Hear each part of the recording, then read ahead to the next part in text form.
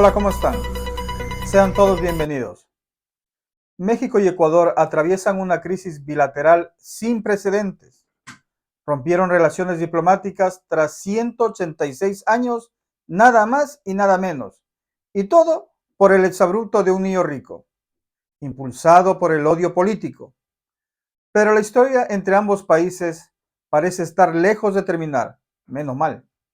El gobierno de Daniel Noboa no solo violó el artículo 22 de la Convención de Viena sobre la inmunidad de las sedes y funcionarios diplomáticos, sino que ignoró la facultad de la administración encabezada por Andrés Manuel López Obrador, inscrita en el artículo 4 de la Convención de Asilo Diplomático, para decidir si da o no asilo al ex vicepresidente Jorge Glass. Consultado sobre esta crisis, el analista diplomático y ex diplomático mexicano Gabriel Guerra considera que, si bien López Obrador mostró inicialmente una falta de tacto al hablar sobre el proceso electoral ecuatoriano del año 2023, la reacción del gobierno de Noboa estuvo totalmente fuera de proporción al declarar persona non grata a la embajadora de México, la señora Raquel Serur, cuando tenía otras opciones para afrontar el caso antes de entrar por la fuerza a la sede diplomática con fines judiciales. Tenía por lo menos 8 pasos previos para manifestar su protesta o malestar antes de la expulsión de un embajador. Entonces fue una decisión extrema, una sobrereacción, una muestra de inmadurez del gobierno de Noboa. Claro, la reacción de Ecuador de allanar la embajada de México fue una verdadera locura ante un acto poco amistoso de México, tal vez hasta provocador. La reacción es ilegal, ofensiva, agresiva y vejatoria, afirmó el especialista, quien también rechazó el mal hábito del presidente López Obrador de hacer diplomacia desde sus conferencias de prensa. La ruptura de relaciones con Ecuador es la última pugna del gobierno de López Obrador, quien ha puesto a prueba a su cuerpo diplomático en más de una ocasión. El primer caso fue con el gobierno de Bolivia, por dar asilo al expresidente Evo Morales.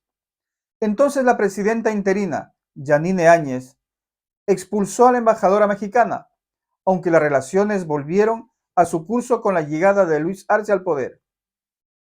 El segundo episodio tuvo como protagonista el gobierno de Perú, ya que la administración de López Obrador se negó a reconocer a Dina Boluarte como presidenta interina tras la destitución del izquierdista Pedro Castillo.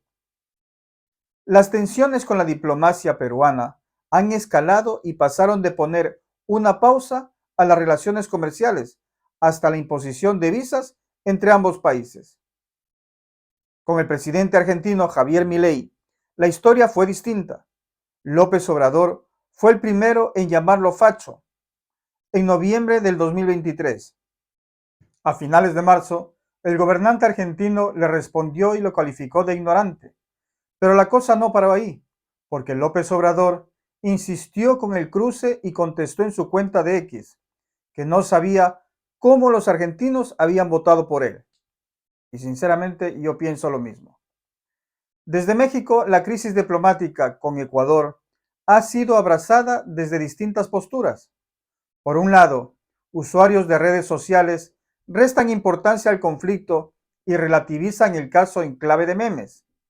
En tanto, la oposición ha usado este caso para apuntar contra el gobierno por comenzar un pleito internacional, mientras que los sectores afines celebran la postura de México ante un país donde gobierna la derecha, como es el Ecuador, lo que revaloriza la posición del país con respecto a las izquierdas de la región. Bueno, en primer lugar, México obviamente pues está alegando la violación del convenio de relaciones diplomáticas de Viena, ¿no? Es debido al principio de la inviolabilidad de las legaciones. Entonces, eso forma parte, podríamos decir, de uno de los pilares fundamentales del derecho internacional público, el tema de la inviolabilidad de las legaciones diplomáticas, debido a que forma parte de la convivencia pacífica de las naciones en todo el mundo, ¿no? Entonces, más allá del tema de Glass, que veo que lo han introducido constantemente, sí es un tema que preocupa, ¿verdad? Que sienta un precedente nefasto, que creo que Ecuador ha reconocido, veo que el día de ayer reconoció en una audiencia por primera vez que actuó excepcionalmente. No obstante, ya la Corte Internacional de Justicia en 1951 y la Corte Interamericana de Derechos Humanos, en una opinión consultiva que hace el mismo Ecuador, ya dejó muy en claro que aún cuando se conceda o se piense que se ha concedido irregularmente un asilo, no hay ninguna excepción al principio de inviolabilidad. Entonces, en ese sentido, creo yo de que Ecuador, la Corte Internacional va a plegar por una sentencia condenatoria eventualmente contra Ecuador. Habría que ver cuáles son las reparaciones que podría, obviamente, en este caso, la Corte Internacional ordenar pagar al Estado ecuatoriano. Abogado, justamente ayer, bueno, usted mencionaba que Ecuador se sostiene en el discurso de que lo hizo de forma excepcional para evitar una posible fuga del Glass. Pero justamente también parte de la defensa mencionó que, bueno, argumentó que la Corte no tiene ninguna jurisdicción para ordenarle a Ecuador medidas cautelares, ya que debieron agotar, según el Pacto de Bogotá, las negociaciones y esto no ocurrió. Realmente la Corte no tiene jurisdicción, aunque claro, luego también vimos que Ecuador demandó a México, un poco contradictorio ese discurso, pero en todo caso, ¿la Corte tiene jurisdicción para dictarle medidas cautelares a Ecuador? Hay un pacto, un tratado, sí, que se firmó hace 2 siglos, estamos hablando de sí, fines del siglo XIX, que se relaciona justamente con el arreglo pacífico de las naciones del Pacífico, ¿no? El arreglo pacífico de las naciones de la región de América Latina, ¿no? Y dentro de ese tratado de arreglo o solución de controversias que se llama Pacto de Bogotá, efectivamente plantea que los estados, previo a presentar cualquier tipo de acción jurisdiccional, deben agotar vías o soluciones diplomáticas. No obstante, supongo que la Corte Internacional va a evaluar esa excepción. No obstante, creo yo que al haber cerrado los canales diplomáticos, en este caso Ecuador, México, porque los dos cerraron el canal diplomático, retiraron obviamente a sus embajadas, y al no haberse sometido a alguna contienda de arbitraje, que también lo pudo haber sometido Ecuador, más sumado a una posición de beligerancia, significa de que el Ecuador siempre negó estas violaciones. Creo que efectivamente no cabe la excepción de la competencia, porque México podría demostrar muy claramente que incluso Ecuador demandó también, lo cual significa de que no existe ningún tipo de arreglo o de en curso algún tipo de método o de solución pacífica que se encuentre pendiente debido a que se agotaron esas posibilidades desde el inicio, ¿no? Ecuavisa es uno de los medios de comunicación que a diario distorsiona, manipula y desvía la información a sus intereses y de sus accionistas o dueños, por supuesto. Y en medio de este desastre literal que vive ahora mismo el Ecuador, invita a supuestos analistas a debatir el por qué, según Carlos Rojas, quien hace de moderador en este programa, el por qué digo, el Ecuador no logra resolver sus problemas. Y es verdad, ahora que el país está sumido en un estiercolero causado después de la descorreización que se fomentó justamente desde estos canales de televisión como es Ecuavisa, Teleamazonas especialmente, a partir de la consulta popular del 7 veces sí en el gobierno del traidor Lenín Moreno, es decir, a partir del Trujillato, es cuando volvimos al país del olvido, del desorden, de la corrupción, de los apagones. No nos olvidemos, compatriotas, recordemos las marchas convocadas por el alcalde de Guayaquil en ese entonces, Jaime Nebot, quien arengaba a la desobediencia a las leyes de herencia y plusvalía. Este truán sinvergüenza defendió esa postura no porque supuestamente le afectaba a los conciudadanos, a los ecuatorianos, sino porque se le venía abajo su negocio de compra y venta de terrenos, aprovechando la información privilegiada que siempre tuvo por ser alcalde y sombra siempre del poder político de turno, menos en los 10 años del 2007 al 2017. Por eso es tanto odio y desquite de parte de esta rancia derecha criolla. Y para no apartarme del tema, veo que Carlos Rojas invita a Abelardo Pachano, representante del ala económica más voraz, carnívora de la clase obrera del Ecuador. Para este economista ortodoxo, el mercado se reduce únicamente en dinero, productos o servicios, nada más. Los trabajadores para esta gente son simple instrumento secundario para que ese mercado funcione, se mantenga, perdure y de beneficio, claro. Y muy sutilmente, pero de manera infame, mezclan o tratan de marear a los televidentes, confundiendo a las élites oligárquicas, económicas y políticas con las élites, que según ellos, culturales, deportivas o académicas. Aún sigue este absurdo discurso del gasto excesivo por parte del Estado, y que dejemos de verlo como el papá que arregla todos los problemas, cuando sinceramente pienso que es al revés. El gobierno de turno se abusa de la gente y de todas las tonterías que hace, como por ejemplo ahora Noboa, con el asalto a la Embajada de México o el impasse con Rusia. El pueblo tiene obligatoriamente que asumir esos costos. Por favor, ecuatorianos, preguntémonos para qué carajo sirvió la última consulta popular y que nos costó, mejor dicho, más de 60 millones de dólares. ¿De dónde sacan el dinero para pagar el super equipo que nos representó en La Haya? ¿De dónde pagan la campaña de publicidad que contrató el niño rico Noboa y que cuesta más de 2 millones de dólares para potenciar su imagen y sirva de colchón a su caída en las encuestas?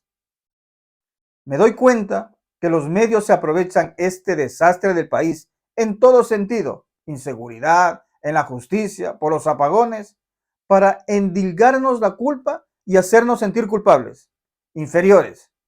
Están jugando con nuestra autoestima.